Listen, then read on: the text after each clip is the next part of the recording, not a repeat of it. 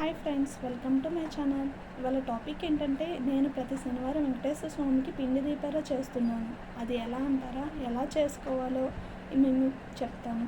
ఎందుకంటే మన కష్టం తీర్చేవాడు ఏడుకొండల వెంకన్న బాబు అని కొంతమంది, బాలాజీ అని, మరి కొంతమంది వెంకటేశ్వర స్వామి అని పిలుస్తారు కదా. అందుకే నేను నా మనసులో ఎంత కష్టం ఉన్నా, బాధ ఉన్నా స్వామి తీరుస్తాడని చెబుతున్నాను.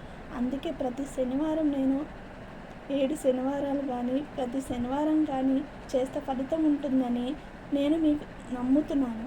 అందుకే మీకు కూడా తెలియజేయాలని అనుకున్నాను. ముందుగా బియ్యపిండిలో కొద్దిగా బెల్లం, పాలు పోసి ముద్దలా చేసుకుని దాన్ని మీరు దీపపు కుందిలాగా చేసుకోవాలి. దాంట్లో ఆవు నెయ్యి పోసి స్వామి ముందు ఉంచి దీపారాధన చేసుకోవాలి.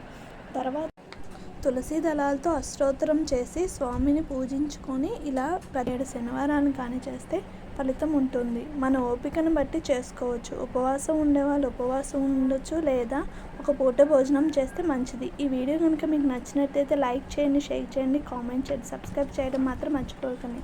Please subscribe my channel. Thank you for watching my videos. ఇలాంటి వీడియోల కోసం నా ఛానల్